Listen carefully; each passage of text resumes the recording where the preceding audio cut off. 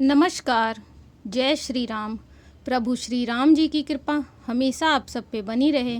आप सब हमेशा खुश रहें और अपने जीवन में तरक्की करते रहें।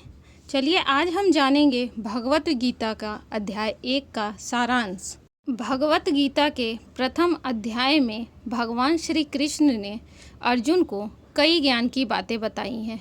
इस पवित्र ग्रंथ की रचना पहली शताब्दी ईसा पूर्व महर्षि वेद व्यास जी के द्वारा की गई थी। आज हम भगवत गीता प्रथम अध्याय का सारांश जानेंगे।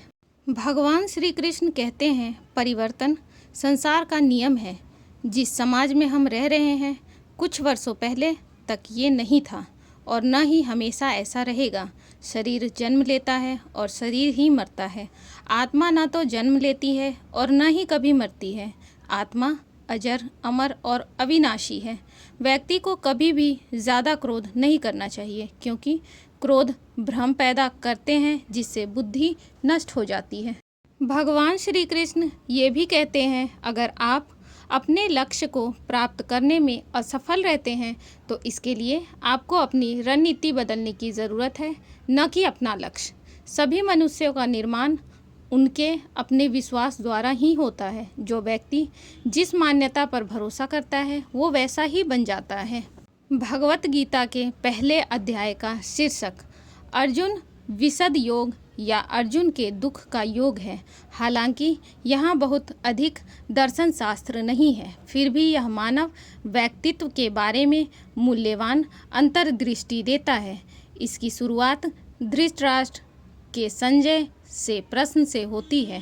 भगवत गीता हमें गीता के टीकाकार संजय द्वारा बताई गई है, जिन्हें लगभग 120 किलोमीटर की दूरी पर स्थित हस्तिनापुर के महल से कुरुक्षेत्र की कार्यवाही देखने का विशेष अधिकार प्राप्त था। गीता के रचयिता ऋषि व्यास ने संजय को यह उपहार प्रदान किया। धृतराष्ट्र ने संजय से पूछा कि उसके पुत्र और पांडु के पुत्र क्या कर रहे हैं। सभी संघर्षों और युद्धों की जड़ अलगाव की भावना है। मेरा बनाम तेरा, जिसे धृतराष्ट्र प्रदर्शित करते हैं। पांडु उनके भाई थे और पांडु के पुत्र उनके पुत्रों के समान थे। फिर भी वह अपने पुत्रों और पांडु के पुत्रों के बीच अंतर करता है। संजय ने अपनी कहानी यह बताते हुए शुरू की कि दुर्योधन अहंकार के साथ पूज्य गुरु द्रोणाचार्य के पास जा रहा है। दुर्योधन ने अपने भय और संशय को प्रकट किया। उसकी सैन्य शक्ति पांडवों से कम 1.5 गुना है, फिर भी वह असुरक्षित है। असुरक्षा दुष्टता, अधर्म और दूसरेपन की भावना से उत्पन्न होती है। एक योद्धा की ताकत उस महान आदर्श से आती है जिसे वह कायम रखता है। दुर्योधन के पास स्वार्थ और मूर्खता के अलावा कुछ भी नहीं है, इसलिए आत्मविश्वास की कमी है। इस बीच कृष्ण शत्रु सेना का आकलन करने के लिए अर्जुन को दोनों सेनाओं के बीच ले जाते हैं। अर्जुन शत्रुओं की पंक्ति में अपने प्रिय पितामह भीष्म को देखता है, जिन्होंने उस राज्य को त्याग दिया था जिसके लिए वे लड़ रहे थे। वे अपने गुरु द्रोणाचार्य को देखता है, जिन्होंने उसे धनुर्विद्या सिखाई थी। वह रिश्तेदारों को जब देखता है तब उसे दुश्मनों को देखना चाहिए। जब भावना बौद्धिक दृढ़ विश्वास के आड़े आती है तो वह लड़खड़ाता है और गिर जाता है। वह अपने पक्ष को सही ठहराने के लिए बेतुके तर्क देता है और झूठा वैराग्य प्रदर्शित करता है। भ्रमित और थका हुआ वह गिरा जाता है, खड़ा होने में असमर्थ हो जाता है। उसका दिमाग घूम जाता है, मुंह सूख जाता है और शरीर कांपता है और बाल खड़े हो जाते हैं। इस प्रकार शक्तिशाली अर्जुन कमजोर दया से अभिभूत होकर एक क्षत्रिय शासक के रूप में धर्म धार्मिकता को बनाए रखने के अपने दायित्व से बेखबर होकर टूट जाता है। जब हमारे पास उच्च दृष्टि का अभाव होता है तो हम विचलित भावनाओं से कमज़ोर हो जाते हैं। हम छोटी छोटी बातों में फंस जाते हैं, बुद्धि धुंधली हो जाती है और हम एक विनाशकारी कार्य योजना पर लग जाते हैं। यह अर्जुन की अवस्था है।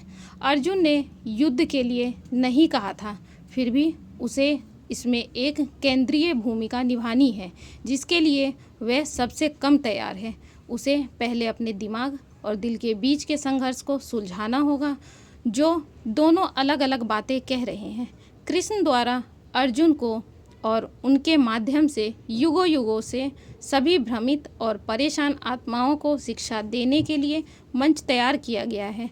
लाखों लोगों ने अपनी ज़रूरत की घड़ी में गीता की ओर रुख किया और ज्ञान की रोशनी पाई, जो अंधकार से सत्य की ओर स्पष्ट रास्ता दिखाती है। और यदि हम कृष्ण की सलाह को खुले दिमाग से सुनेंगे तो हम भी ऐसा ही करेंगे। भगवत गीता के अध्याय 1 से सीख। सभी समस्याएं अलगाव की भावना से उत्पन्न होती है। अपने प्रतिद्वंदी या शत्रु सहित सभी के साथ एकाकार महसूस करें। मन शांत रहेगा, बुद्धि तीव्र और स्पष्ट रहेगी और कार्य प्रभावी है। लेकिन कठिन निर्णयों के रास्ते में प्यार को न आने दें। एक माँ अपने बच्चे से हमेशा प्यार करती है, लेकिन ज़रूरत पड़ने पर सुधारात्मक कार्रवाई भी करती है।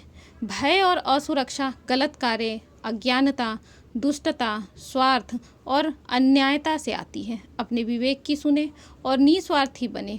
आप बड़ी से बड़ी विषम परिस्थिति में भी निडर हो जाएंगे। यदि आप अधर्मी हैं तो सारी प्रतिभा, शक्ति और पराक्रम व्यर्थ है। धार्मिकता सफलता और जीत का सबसे महत्वपूर्ण निर्धारक है। किसी स्थिति को मेरा क्या होगा के संकीर्ण नज़रिए से देखें और आप भ्रमित और निर्णय में पड़ जाएंगे। कार्रवाई रुक जाती है। एक ही चीज़ को उच्च दृष्टिकोण से देखें और आपको स्पष्टता प्राप्त होगी। भावनाओं को अपने निर्णय पर हावी न होने दें। निष्पक्षता से देखें। अपनी भावनाओं को ध्यान में रखें, लेकिन बुद्धि को कार्रवाई का निर्णय लेने दें। अपने दायित्वों को ध्यान दें, उन्हें अच्छे से निभाएं। दूसरों को आंकने में समय बर्बाद न करें। कमज़ोर दया से विचलित न हो। जब आप भीतर देखते हैं तो दो विरोधी सेनाओं के बीच खड़े होते हैं। न तो अच्छा कर रहे हैं और न ही बुरा। तो आप कौरवों को देखते हैं। नकारात्मक प्रवृत्तियाँ। जब मानसिक अशांति बढ़ती है तो आपको मति भ्रम होने लगता है। आप ऐसी चीज़ें देखते हैं जिनका अस्तित्व ही नहीं है। दुख मिथ्या त्याग की भावना उत्पन्न करता है। जब आपका मन परेशान हो तो निर्णय टाल दें। नफरत और करवाहट सही कार्य के आड़े आती है। नफरत से ऊपर उठें, मन शांत हो जाता है, बुद्धि स्पष्ट हो जाती है और आप आवश्यक सुधारात्मक कदम उठाने में सक्षम हो जाते हैं। अज्ञानी लोग अपने गलत विचारों पर सबसे अधिक अड़े रहते हैं। उन चीज़ों की जांच करें जिनके बारे में आप सबसे अधिक आश्वस्त हैं। वहाँ निर्णय में कुछ मूलभूत त्रुटियाँ हो सकती हैं। तो आज हमने जाना भगवत गीता अध्याय 1 का सारांश और सीख। जय श्री राम।